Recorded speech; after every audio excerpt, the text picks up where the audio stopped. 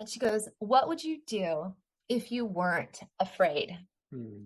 How would you solve that problem? How would you move forward? What steps did you take or not take if you weren't afraid? When I've done this with people, they're so entrenched in the fear and they've built an identity around that fear, they can't even imagine what they would do if they weren't afraid. And with that question that I now call the power question, I built these 5 questions overall around it that we call the power question practice. So let's go through that now. So this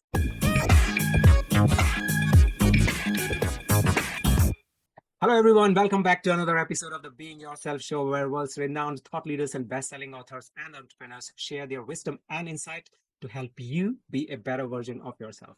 If you're new to this channel, then you may consider subscribing. I'm your host, Ajay Mathur, and my guest today is a globally sought-after speaker, a thought leader, and a transformational coach who coaches CEOs and senior leadership. She is a Thinkers 50 Radar Award winner. She was called a game changer in transforming cultures of organizations.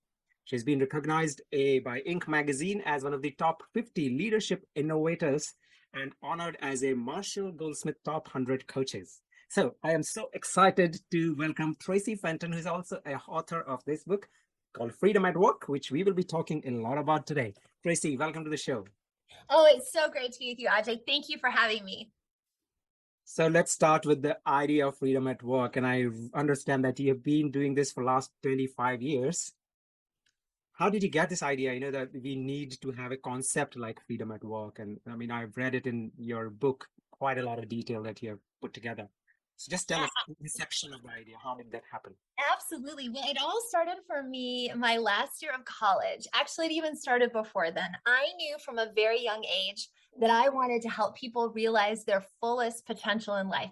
I was this sort of weird kid that when I was 10 years old, I remember going out at recess and I would go by the back fence. And when everyone else was playing, kickball and bars and all that, I was taking one-on-one appointments with my fellow classmates, counseling them at 10 years old on how to live their fullest potential and how to be their best self. So I was a weird kid, but I always knew that my purpose in life was unlocking human potential. So very much aligned with what you stand for as well. And so all of this, fast forward to my last year of college. And in my senior year of college, I was asked to be the director of our student affairs conference, which is kind of a big deal at my little college. And I got the student team together and I said, let's pick a theme for this conference that is going to be very outside the box and consciousness raising and forward thinking and all of that. I said, you guys come up with the topic and I'll support whatever you come up with. So they went out and they did a bunch of research. They came back and, did a big presentation, drum roll. And they said, Traci, we think we should do the conference on democracy.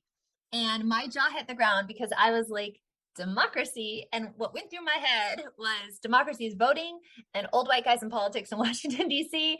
And I'm not really interested in either of that. But they started to talk with me and they said, no, actually, democracy is a leadership style. It's a style of leadership we can apply to any area of life. And I started to go, wait a second. If my life is about helping people release their full potential, what creates the conditions? What creates the conditions that allows people's full potential to be released? You can only do that in an environment that's based on the principles of freedom and democracy rather than fear and control. So very quickly, I was like, oh my gosh, I get it. If my end goal is freedom and full potential, there's got to be a framework for that. So that's where I started on this path. And since then, gosh, in 25 years, we have taught leaders of top companies from Mindvalley to DaVita, Groupon, Hulu, Pandora, WD-40, many, many hundreds of other companies around the world, how to lead their organizations with the principles of freedom and democracy rather than this outdated fear and control-based model of leadership that doesn't work in today's world anymore. So that's kind of what got me into it, Ajay. Yeah. And there is an interesting trivia about it that you have from both your paternal and maternal side, some political connections. So Oh it's yeah, like DNA. it was really weird. I talk about this in the book. Yeah. And it's funny because I did not learn any of this until I've been doing this for 25 years. I didn't learn any of this until in the last 2 years writing the book. On my mom's side, through my lineage, through my maternal lineage, we are actually related to King John, who signed the Magna Carta, which is one of the first documents of freedom. And through my dad's side, I'm related to Reuben Eaton Fenton, who was one of the founders of the Republican Party. And in the US, this was founded with Abraham Lincoln. It was founded to end human slavery. So that was really interesting. And then, as you know, I talked in the book, I grew up in Cedar Rapids, Iowa. And I grew up around the suburbs. Hiawatha is a Native American name. It's the gentleman Hiawatha helped. In America, we actually got our big model of democracy, the majority of our model of democracy, from the Native American Iroquois people. Most people don't know that.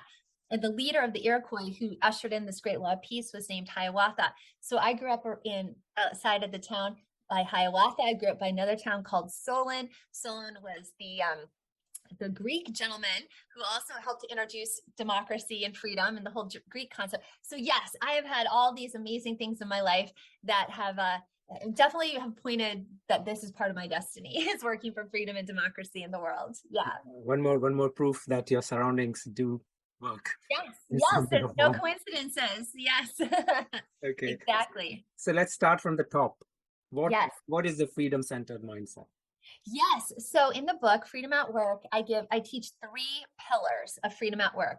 Like you got to the first one right there: freedom-centered mindset, freedom-centered leadership, and freedom-centered organizational design. So starting with freedom-centered mindset. So as leaders, we want to be at our absolute best every day. We want to release our full potential. We want to realize our dreams. We want to, build that new business. We want to run a great team. But the number one thing that I have found that stops us is fear. And it's fear in our own thinking, right? This isn't rocket science. I didn't make this up, but most people don't understand that. The average person thinks 60,000 thoughts a day. 80% of those thoughts are the same thoughts we had the day before. Yeah. And 95% of those thoughts are negative and fear-based, right? So most of us are operating from a place of fear and we don't even realize it. And so as I teach in the book and I teach in our courses at WorldBlu, a 5-step process for how to identify fear in our thinking and how to overcome that fear. Do you want me to get into that process, yes, Ajay? Or, yeah, yes, okay, yeah, we've got time, right? So I want to do this. And for your listeners, you can let's just make this a mini masterclass in this moment. I want you to think about a challenge, a fear, a concern that you have right now. It may be a relationship issue. It may be a business growth issue. It may be a financial issue. It may be a health issue. I want you to identify a very specific and concrete fear that you're dealing with right now. Okay. So get that clear. Now I'm going to walk you through 5 questions. We're going to go somewhat fast, but you can write these down and you can go back and reflect upon it. Yeah. Our end goal is to have you identify that fear and break through the fear. So let me give you a little quick background on this. I call this process I'm about to teach, and I talk about it in my new book, Freedom at Work. I call it the power question practice. The reason I call it the power question practice is because when we are in fear, we are not in our power, right? We've totally given our power away when we're in fear. So when we are coming from that place of freedom and possibility, that is when we reclaim our power and can really act from that power within. And the fun sort of backstory of how I learned how to do this is when I was in my 20s, I was living in Washington, D.C. I was a full-time graduate student. I had started my business, WorldBlu. I was also working for the NASDAQ stock market. I was traveling a ton and I was super, super stressed out. And one day I called sort of a new spiritual mentor of mine. I called her up on the phone and I said, kind of barfed out all my problems to her, as we all have someone in our life, hopefully we can do that with. And she said to me, Traci, I just have one question for you. I'm like, what is this one question? And she goes, what would you do if you weren't afraid? How would you solve that problem? How would you move forward? What steps would you take or not take if you weren't afraid? And that just blew my mind. And I took that question to heart and I started using it practically every day of my life. Just what would I do if I weren't afraid? How would I solve that problem if I weren't afraid? And with that question that I now call the power question, I built these 5 questions overall around it that we call the power question practice. So let's go through that now. So this is the first step to leading. Leadership starts with your mindset. So first question, number 1, after you've thought of your challenges, I want you to think about, what are you afraid of? What is it exactly that you're afraid of? I'm not going to put you on the spot, AJ, and ask you for your problem out loud, but you can think through this with me, right? what are we afraid of? And what I found, having taught this now to thousands of people around the world, is when you peel back the layers of the onion of what you're actually afraid of. Usually we're afraid of failing.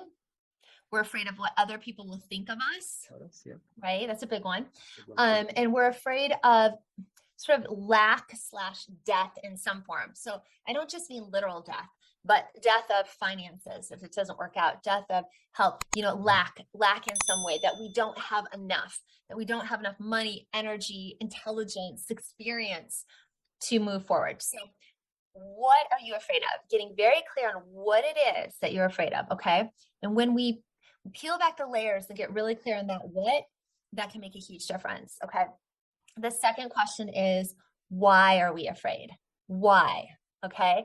Are we afraid because we're projecting something into the future and we're wondering, okay, I'm afraid because what if that happens? I call that the fear gap between now and the future. So we're projecting stuff into the future.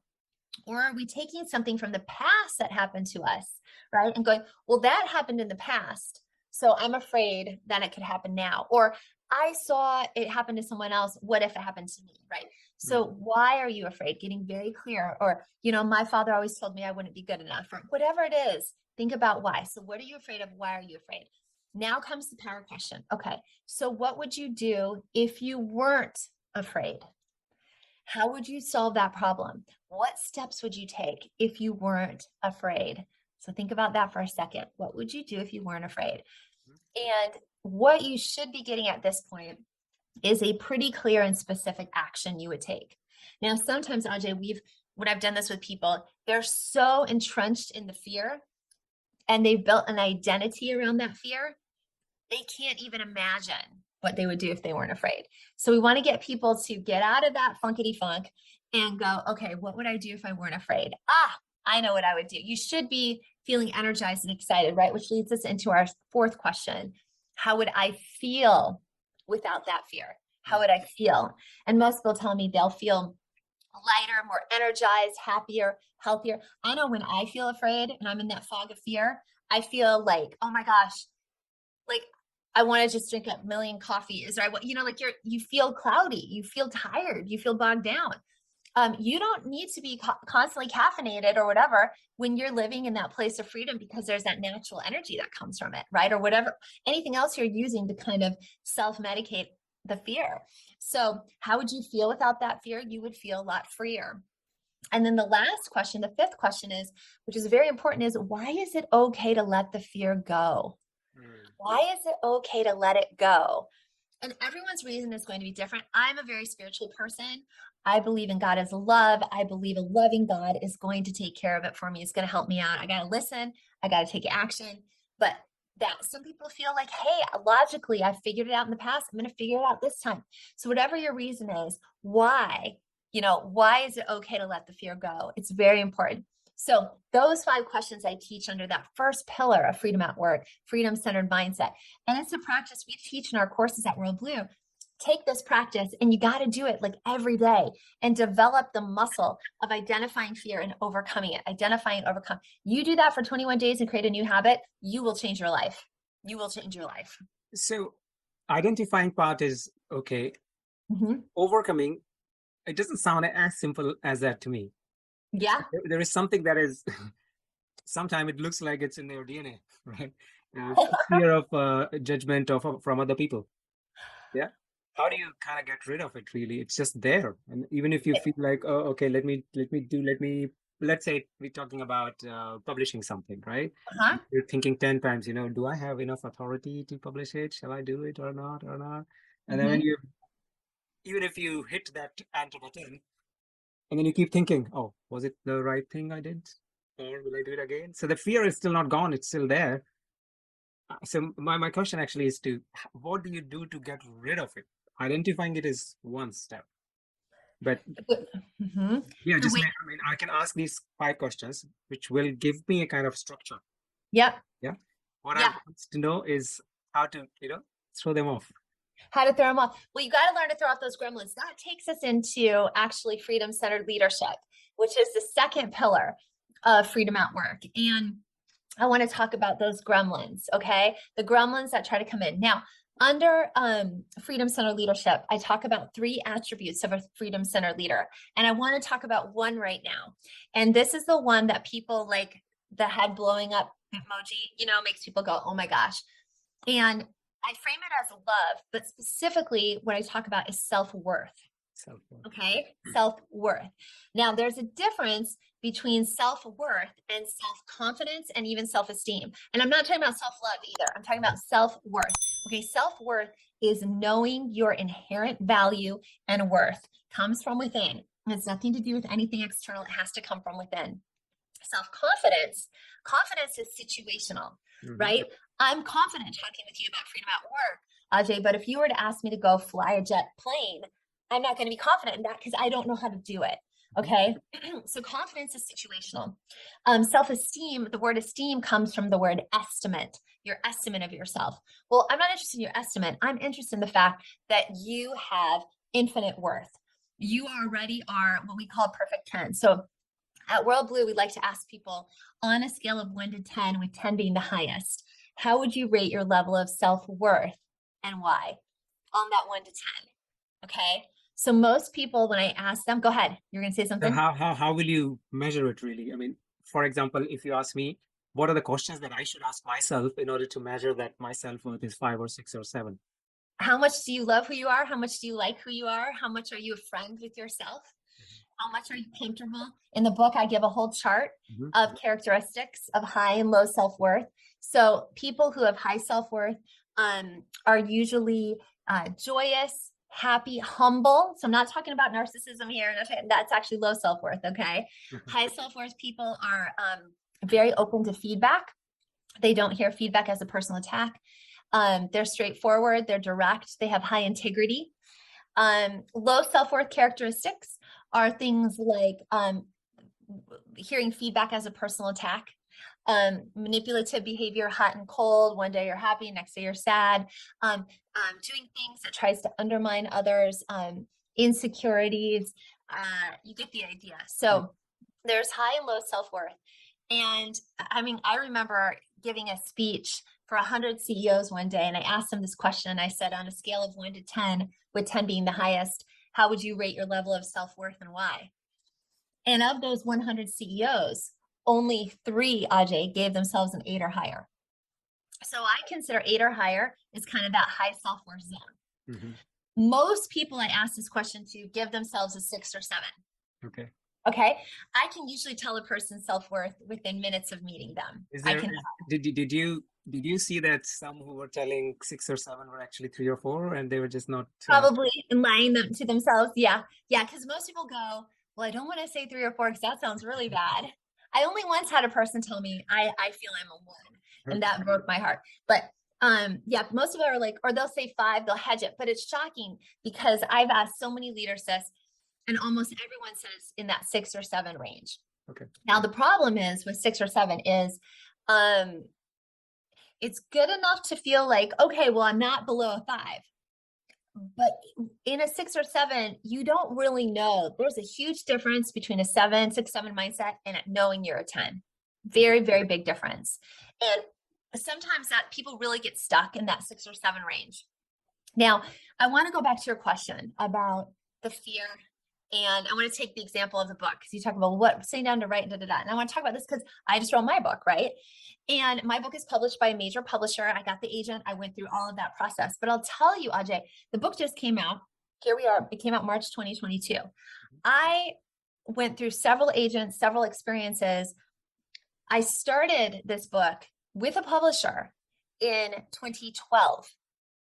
10 years ago, I started writing. I mean, the research on the book is over the last 25 years, but I started writing the book with a publisher, with an editor, a major publisher, major editor, agent, everything in 2012. I am a high self-worth person. I know I'm a 10. That 10 has to come from within. It has nothing to do with anything external. But for the first time, I remember like that first week sitting down to write, oh my gosh, those gremlins were coming at me full throttle. I call them gremlins. Like, who do you think you are? You don't really know what you're saying. Who are you to write this book? And I was like, WTF? Like, I am not used to hearing So many of gremlins. This is when you already had 10 years as a CEO of Yeah, World. I had already been at this. Well, this is 10, I'd already been at it for 15 years. Mm. And they were starting, and I was not used to having those voices. So they're coming at me. You're right. I'd already been at this for 15 years. I'm sitting there, I'm like, what the heck is going on? Okay, now here's an important moment because I could have powered through. I could have used my techniques. I'm a very spiritual person. I could have prayed. I could have done all kinds of things to say, get out of here, gremlins. And I did say, get out of here, gremlins. But you also have to learn in life discernment. You have to learn intuition, or feel that intuition. That is there a time when the universe is telling you there might be something else here? So I actually kept writing, and I worked on the book for 3 years. And in the process of writing and working with my editor, something else started to come out of this. See, I didn't have the freedom at work model when I started. I didn't have the 3 pillars I'm teaching you now. I only had the 3rd pillar. So I had to listen to I could have powered through. So we got to be careful, right? I could have powered through, but in the process, my editor said, Traci, you have got some other stuff here that's got to go into a model. And she said, I think you need a bigger publisher because this book is going to be huge. It's going to go global. It's going to be a really big deal. So I took a step back. I had to have the ability to take a step back. And then I went out, I refined the teaching, I refined the model. We actually built a whole technology over the last 10 years, have been teaching this, refining, so that Ajay, when I sat down to write, when I actually signed my contract with my publisher right before COVID, which was great timing because what else are you going to do? Write a book? I was freaking ready. And you know what? There were no gremlins. There were no gremlins because not only did I know my worth, but I had confidence. Confidence is situational. I knew that what I was going to be teaching worked because I'd been teaching it now for 23 years at that point. Okay. And so then I was able to go forward and had a great time writing the book. Go ahead. Is it that extra 7, 8 years of experience that helped you getting rid of that imposter syndrome, or was it something else? The reason I'm asking is I am really curious to know, do the senior leadership or people who are kind of expert from other people's eyes do still have some sort of imposter syndrome? And if they do, then how do they get rid of it? Okay, well, so this is important. I talk about this in the book. I know you mentioned it. Many leaders feel that imposter syndrome. So I never felt imposter syndrome, and I've never felt it because number one, I'm always acting from integrity. I'm always acting from my purpose, and I have no problem also saying if I don't know something or not. Like if I'm like I don't know, because I have high self worth. Because I have high self worth, I'm not trying to prove to anybody. I'm coming from my completeness. I don't have imposter syndrome. So I never felt that way writing. It was more an issue of, it wasn't even about time. It was, I had to refine the idea more. Okay. So how do you get rid of imposter syndrome? You get rid of imposter syndrome by knowing you are a 10. You have to know your worth. You will never have enough time. Time does not get rid of imposter syndrome. Time and experience may give you more confidence in a situation, but it's you got to know your worth. I mean, I was talking with a friend of mine the other day. This guy has written, 5 awesome books, speaks all over the world. He's had a super successful career, older than I am. Fabulous, wonderful guy, great life. And he said to me, I constantly feel imposter syndrome, but I would give him probably a 6 or 7 in self-worth. So it is really, I tell the story in the book, Ajay, you may remember, but one day when I was sitting at my desk in Washington, D.C., I live in West Palm Beach, Florida now, but when I was living in Washington, D.C., I happened to look up and a big bus was going by. And on the side of the bus was an ad. Yeah. And the ad had an all white background and the Citibank logo up in the corner. And in huge black letters, it said, you were born pre-approved. Right? You were born pre-approved. That's what I believe. Each and every one of us was born pre-approved. Each and every one of us is already a 10. We're already a 10 in self-worth. So what we have to do is understand we don't earn love. We accept love. We accept the love. And when you come from your completeness, people feel that and they respond to that in a very different way. So that's how those work together is we handle the fear, we handle those gremlins. The gremlins stop knocking when you really know your worth and you're worthy of living your fullest potential and not having to live in fear. In addition to that, you talk about it in the book also, what is the impact of having fear on your productivity? Yes. What it says, not having it is increasing your efficiency, but Please throw some more. Yeah, I mean, oh my gosh, it kills productivity, right? I'm so glad you asked that question, right? We all want to be productive. We all want to get stuff done. We want to get stuff done faster. We want to climb that mountain faster, right? We want to break through to our goals and make our millions faster, right? What's holding you back, what's killing your energy, what's killing your confidence, what's killing all is fear. So when, again, like I mentioned before, when we're in fear, it's foggy, right? You can't think as clearly.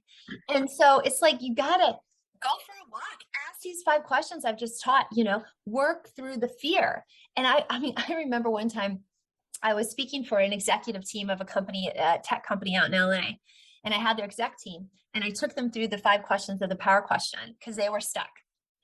And I got to, what would you do if you weren't afraid? And the CEO leans back in his chair, looks at me, goes, oh, I know exactly what I would do. It was like he had been so stuck. And when I said, well, what would you do if you weren't afraid? He was like, boom, I know exactly what I would do. So if you feel like you're not getting it done, you're not getting to that next level, you're dragging your feet, you're stalling, you're procrastinating, you've got to confront the fear in your thinking and go beyond it. You got to recognize also the gremlins. I want to talk a little bit more about the gremlins, Ajay, because this is also hurts productivity. I call them gremlins that are coming at you, those negative thoughts, those negative things that try to come at you. You have to, I see so many people in our coach, I coach leaders all day, every day. So many leaders give their power away to those gremlin voices. And that also keeps you from being productive. So you have to, again, claim your power within by saying no to those gremlin voices. I say in the book, I don't know if you caught this or not, I actually have a mantra that I say if ever a gremlin's trying to come at me, and it involves a swear word, so I won't say the swear word, okay? I remember that. But, yes, it's the only time. I'm sure people are reading the book and I'm like, this nice book, and all of a sudden I'm like, boom, right? Okay, but my mantra that I say is, shut the F up, you stupid A lie, okay? I'll say the G version is, shut up, you lie. Okay, so when these gremlins are coming at you, say, talk to the hand, be quiet, shut up, you liar, because it's not true. And so many people let themselves be constantly bullied by the gremlins. So many people bullied. And that's what pulls you off. It takes your energy down. It keeps you, it makes you unfocused. It makes you not trusting and believing in yourself and what the universe is asking you, calling you to do. So you have to be able to say no to the gremlin. And then you have to say what's true. What is true is, sometimes I say, I am the daughter of the Most High God. Why are you trying to mess with me? I am made for greatness. Why are you trying to mess with me? Get out of here. Get out of here. So you've got to tell those gremlins to get out, and you got to reclaim your power. And then you want to affirm who you are. What is true? I'm here to make a difference. I'm here to help others. I'm here to have an impact. That's what you have to do. Is it the same as people say that feel the fear and do it anyway? Is it the same as that? No, you have to. I'm glad you asked. I think you have to. Yes, you're gonna. I think we can overcome fear. I don't think we make fear. Some people say feel the fear and do it anyway, or fear is there to guide you and direct you. And I understand what they're saying. But the bottom line is, and this is why I developed the power question, is you ultimately have to overcome that fear. You have to put your foot down on the fear, okay, and overcome it. And that's why when I asked the power question, what would you do if you weren't afraid? It actually, because if you're still in fear and you're trying to walk with the fear, you're kind of like, it's like a bird that's trying to do one wing going this way and one wing going this way. Like you're trying, like the fear is still there, but you're trying to fly. Like you're just going to go in circles. So you got to overcome that fear. And sometimes the fear is really big and you got to hit it a couple times. Like I've had some fears where I've taken a couple days that I've had to go through those 5 questions. I really encourage writing it out. Sometimes you got to hit it several times, right? But ultimately you have to overcome the fear. It's the only way you're going to get to that next level of productivity and greatness. There's so much of effort we have to put into overcoming the fears, and 80-90% of your fear never really manifest. Yeah, right. I know, right? When I did the research for the book on, sometimes I think, well, maybe since 80% of my fears, or 80, they say, statistically, 80% of people's fears never happen. Maybe I'll just worry about this for a minute and then it won't happen, So yeah, 80% of our fears don't happen. And then I think I talk in the book about how most people find that even if their fear did happen, they were able to handle it much better than they thought. We all know what it's like, that even when you go through the hardest things in your life, we've all been through very hard times in our lives and had setbacks and losses and heartbreaks. There's still something good that always comes of it, So how where do we get this programming done that you will be for the rest of your life be fearful of the things that will never happen? Like, is it in the childhood or is it because of your experiences? What exactly? Oh my gosh. Well, I'm no psychologist, but I think all you have to do is get up in the morning and go through your day. And all we are is constantly barraged with fear, whether it's, yeah, parents who are afraid for us and they project their fears onto us. You turn on the news, everything is fear, fear, fear. Um, Down to, our governments, our school systems, almost everything is constantly teaching us to be afraid. Now, I want to clarify here, and I talk about this in the book. I am not talking. Now, some people say to me, "Yeah, but Traci, fear keeps me safe. Fear keeps me from driving my car off a cliff." No, fear does not keep you from driving your car off a cliff. Freaking wisdom and common sense keeps you from driving your car off a cliff. Okay, you don't need to be afraid to be wise, to Yeah. be discerning, to make good choices. So we use wisdom, life experience, all of that to make good choices. We don't need to use fear. Obviously, I'm not talking about being reckless here, of like, well, if I weren't afraid, I'd tell my boss what I really think. No, that's not what I'm talking about here. We're talking about the kind of fear that limits your full potential. Okay, so let's go back to your the one principle that you talked about, love, right? The self-worth aspect of Yeah, it. self-worth. And let's talk about the situations where you have multiple people, like at work, you do have different people with a different score on their self-worth scale working together. And you have addressed some of these scenarios wherein a low self-worth person is being led by a high self-worth person, or if they're equal, how different it is and how difficult or easy it is when you are a leader being at score 10 of your self-worth, leading somebody who is at score 5 or the other way around. Yes. Oh, I'm glad you brought this out. Okay, okay. So in the book, I talk about, and this has come from a lot of experience, it's really important as a leader. First of all, you need to know in that 1 to 10 where your self-worth is. Then you've got to ask yourself, if I'm not knowing a 10, you got to be careful. You can't just be like, I'm a 10. Yeah, I'm so great. Like if you're like, I'm a 10 because I'm so great, or heck, I'm an 11 or I'm a 100, guess what? You're like a 3. Okay. Like that's, so if you don't humbly know that you are a 10, first of all, you got to ask yourself, am I willing to do the work to become the 10, to unleash the 10 that's already in me? And I give 10 examples, 10 steps in the book for how to really tap into that 10 that we each are. Then to your point, you got to also look at the people on your team. You could also apply this to your families, but let's stay in the workplace for a minute. So you got to look at your team and go, all right, look at the people I work with. Where is their self-worth? And I'll speak from my own experience, although we've coached so many companies on this, that I've been in business 25 years. I've hired and fired a lot of people. We've hired people in the past that have a great CV, great resume, total credentials, skills, nice people, right? Before I figured out this self-worth stuff, but they were probably a 6 or 7 in self-worth. And they just kind of cut it with the team because everybody on my team now is a 10. When you work with a team of 10s, which is what I recommend people hire for, you are not dealing with drama. You are able to actually focus on what it is you want to get done.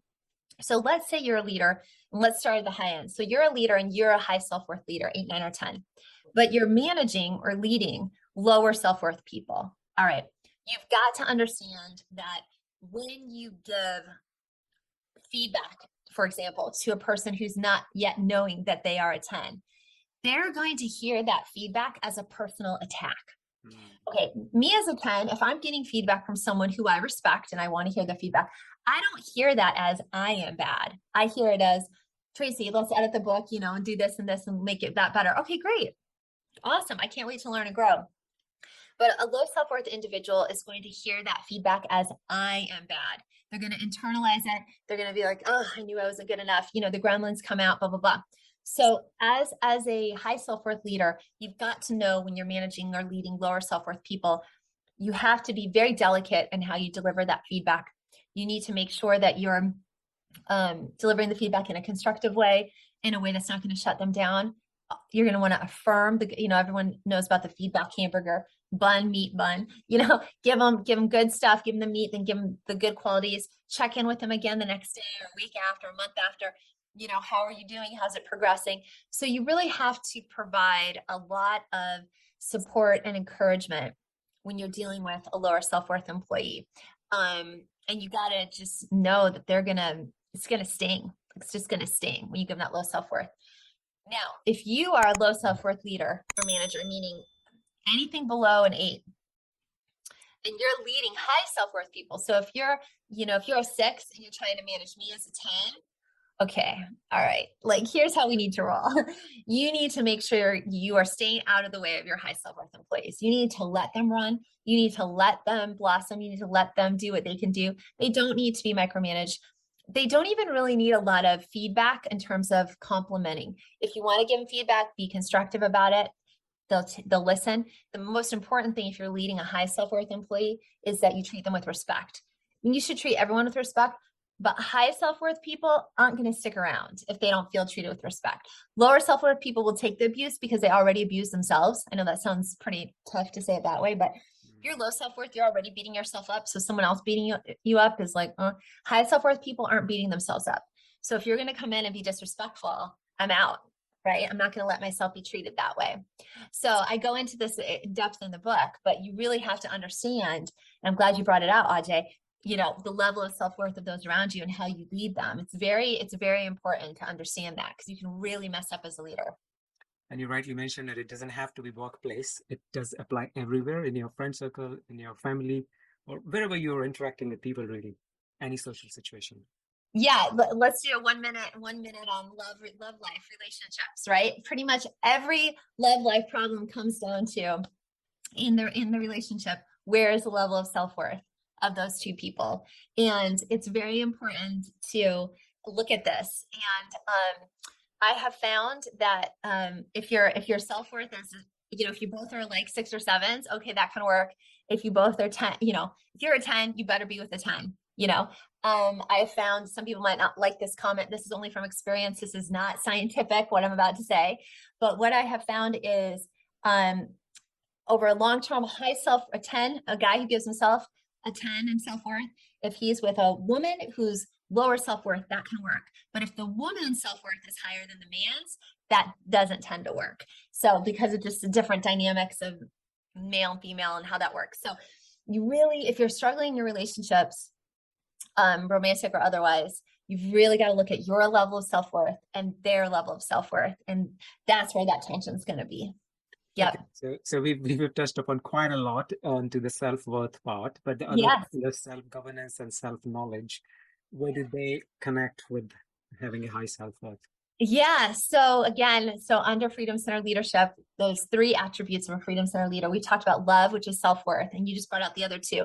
The other 2 are power, which is, I also say self-governance, being able to govern oneself, and Ubuntu, which is a term I learned when I was in South Africa years ago.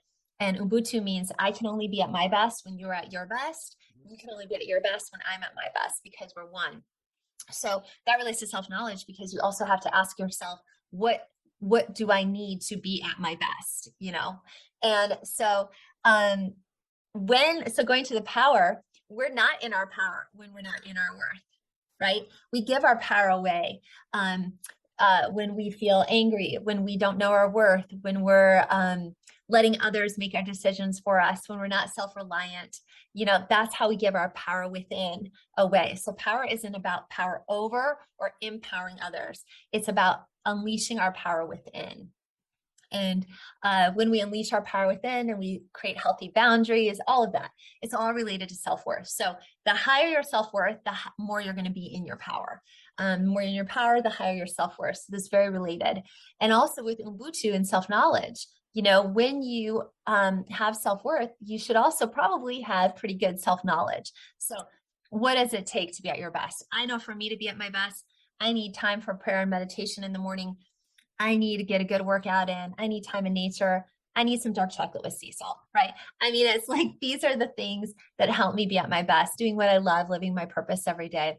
So it's an opportunity to reflect upon, what does it take to be at your best? Most people aren't at their best every day. They're just slugging it out. What is it that you need to cut out to be at your best? And what do you need to do to be at your best? And this relates to productivity as well. When you're not showing up in peak performance every day, that's going to hurt your productivity. Yep. So true. I'm just going back to your book again. You then come up with 10 principles of of a freedom-centered organization, which is Yes. quite a lot to talk now. So we'll Yeah. not go into the details of it, but there's one aspect, there's one trait that you talk about, which is dialogue and listening. And Yes. that's where you have like 4 different types of listening. And that is something I'm really curious about, how to hone your listening skills. Yes, exactly. So, okay, so what you're getting at is that third pillar of the book, which is freedom-centered design. So how do you design your company or team this way? And what I spent a decade researching is back to the opening story I told about the principles of democracy. And so what I have identified is that there are 10 principles that create a democratic system. I'm not talking politics, I'm talking a leadership style. And so there's principles like dialogue and listening, as well as accountability, transparency, choice, decentralization of power, integrity. So that actually the core of the book looks at 50 different companies that are all WorldBlu certified freedom center companies. And I give 100 different best practices in those principles overall, and how you can literally transform your team or culture by implementing it. And everybody I talk with on these different shows has their favorite principle. So yours is dialogue and listening, Ajay. So let's go into that. And I'm so glad you bring up the listening level. So in the book and also in our courses, I teach that there are 4 levels of listening. Mm-hmm. And very basically, level 1 listening is very transactional. Like if I were doing level 1 listening with you, I wouldn't even be looking at you. Maybe I'd be like on my phone, or I'd be checking my email, or, playing with my hair, not really paying attention. Okay. That's that level 4 transactional listening. That's just basic. It's not trying to create meaning. It's not trying to create connection, nothing like that. And then level 2 and 3 gets you a little bit better. And then level 4 is where we really want to be, where we're listening at that deeper level. We're listening even beyond ourselves, like when you're in a conversation and sometimes you have this idea come into your mind of like, oh, maybe I should say this, or maybe what they're really struggling with is that. And you have that impetus to say that deeper idea, and someone goes, oh, wow, why did you think of that? Or why did you say that? That's exactly how I was feeling too, So that's at level 4 listening, is when you're totally locked in together. And lots of times leaders say, well, I don't have time to do level 4 listening. I'm so busy. Well, you don't have time not to do level 4, because what I have found is that level 4 listening is really a way of life. It's a way of being. And you can constantly be at that deeper level of listening and have a 2-minute conversation. In our live training, something I do, I talk about this in the book, Ajay, is I will model. So if I'm doing live training, I'll bring up one of our wonderful clients. And typically what I like to do is those 5 questions of the power question that I just taught. And I model listening on this deep topic. I'll model listening with that person on level 1.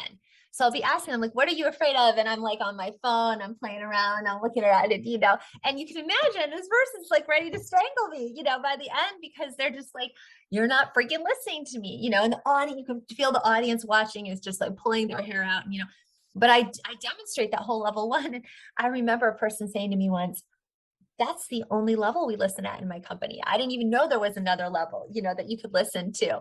And so I model that. And then I'll ask the person, how did you feel? And they'll be like, super frustrated, angry, whatever. And then I'll ask the audience, how did you feel watching that? And they'll go, angry. People often say angry, and then what I do is I model that level 4 listening. So how do you model 2 and 3? I usually just jump from 1 to 4 to show the contrast, but 2 would be, okay, so 1 is very transactional, you're busy. 2 is you're at least kind of looking at them and you're listening a little bit better. You're maybe slightly asking questions, Level 3 is it's not just audio and visual. You're physically leaning in, you're more interested. You're probing, you're not trying to, sometimes people listen and they'll be like, oh, that happened to you. Oh, that happened to me too. Now let me tell you all about me. Right. So it's not taking the conversation off of them. It's putting it on you, keeping it on them. So usually for the sake of time, I'll go from 1 and then I go to 4 and model 4. So, and of course, 4 is the culmination of all the good qualities of 1, 2, and 3. And usually when I model that, people are just blown away. And it's incredible because I can feel it energetically so different, with that person. And I'll go through the power question practice with them. And I've had many people say to me afterwards, I didn't even feel like there was an audience there. I was just so locked in with you. And one time I was in California doing a training on this, and we all came back from lunch, and I just trained them all on the levels of listening. We went to lunch, we came back, and I said, I could feel, after lunch and everyone's kind of distracted. And I said, I would like you all to just listen to me now at level 4. And I never asked it collectively. And it was crazy. Ajay was like, everyone's energy just went laser. And I felt this ball of energy just hit me like in a good way, like focus. And I was like, oh my gosh, this is amazing. So from then on, I would just be like, hey, all right, let's dial it in at level 4. And I was able to teach them at that level, and they were listening to me at that level. It was like the best experience ever as a speaker. Yeah. So there you go. There's a lot just to practice it. Yeah. We have a whole course we teach on level 4 listening. And in some companies, I talk about this is level 4 meetings. So what if you went to a meeting instead of these just, boring mind-numbing meetings that people have? What if you actually went into your meeting with somebody and said, we're going to have this meeting at level 4? Okay. Yeah. Thank you. Thank you Yeah. for taking me through in 4 levels. Yeah. Yeah. It's always nice to learn how to listen. I know it's Yeah. people will be like, oh, everybody knows how to listen, but no, they don't. No, and there's so much to it. I mean, we could do a whole hour just on listen levels, but focused. Yeah, go ahead. Yeah. So with that, you have like 10 different things in addition that you just mentioned about them. Once somebody's working, like some companies working with you, you kind of certify them as like your Freedom at Work certified company, and you have some very big names under your radar, under your belt, and they have to recertify every year. That is something I want to talk to you. Why can't the change that you teach them be permanent? Why do they have to come again and kind of recertify with you? Oh, well, the change is permanent. The change is permanent, but you got to keep up your certification, because every once in a while, what you have happen is companies are dynamic. We live in a dynamic world. COVID happens. Oh, are you maintaining that democracy? Or are you freaking out because COVID happened and now we're having to control people? Or inflation's rising, supply chain issues. So there's always external factors that try to force leaders to lead with fear and control rather than freedom and democracy.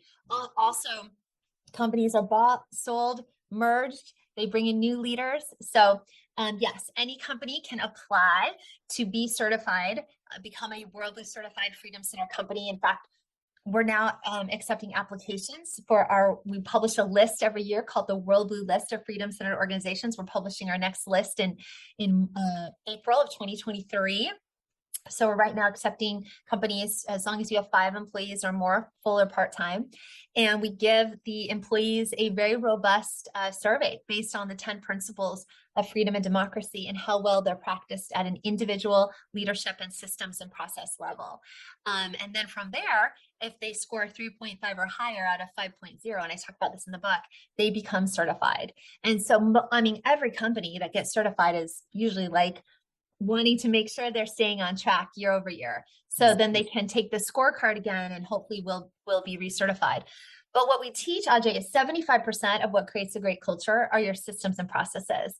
So that's why the way you get stuff done within a company, you need to be intentional about designing it democratically rather than in a command and control way. So the book is filled with 100 different really cool examples of how to develop those systems and processes.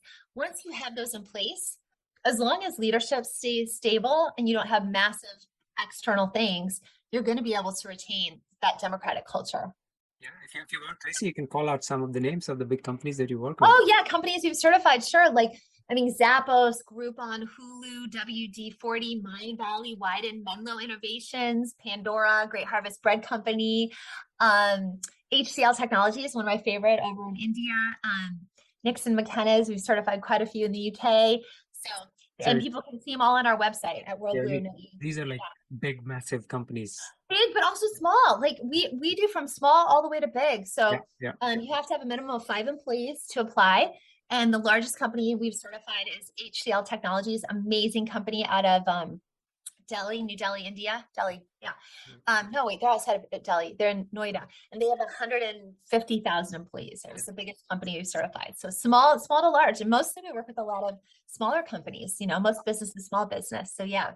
And I've seen that culture because I've been events with Mindvalley. A few Yes, I've seen it. exactly. You've seen, and Mindvalley is a fabulous example of a Mm. WorldBlu certified Freedom Center company. They've been certified for a very long time. They've hit it year over year. So, on a personal level, Tracy, what Yeah. inspires you the most in your life on a daily basis or in general? Yeah. I mean, what inspires me is I'm here to live my purpose in life. We help people at WorldBlu also find their purpose. My purpose is to be the pure light of love, inspiring us to live lives of freedom rather than fear. So I am constantly thinking about that, working on that, going, okay, let's try this, let's try that, let's try this. And we live in a dynamic world. I mean, we're living in a time right now where, from my perspective, there's a lot of stress and strain in the world. We're not in freedom.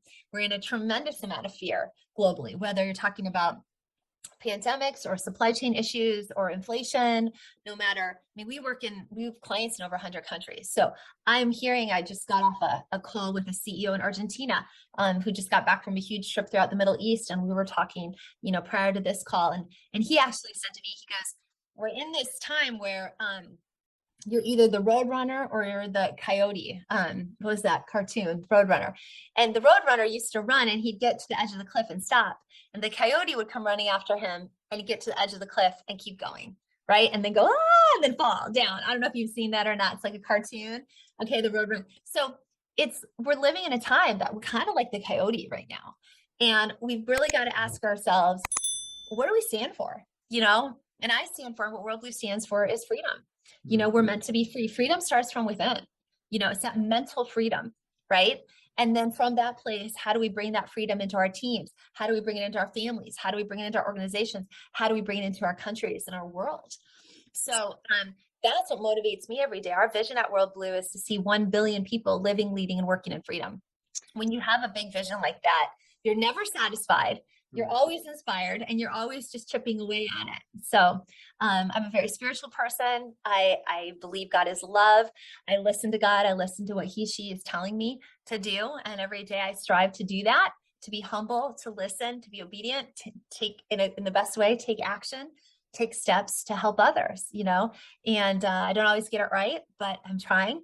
And you learn from your learning moments, but then you also have a lot of great successes too. So it's an ongoing journey, and it has to come from a place of love. I fundamentally believe each one of us is a 10, and I stand for that. 10, right?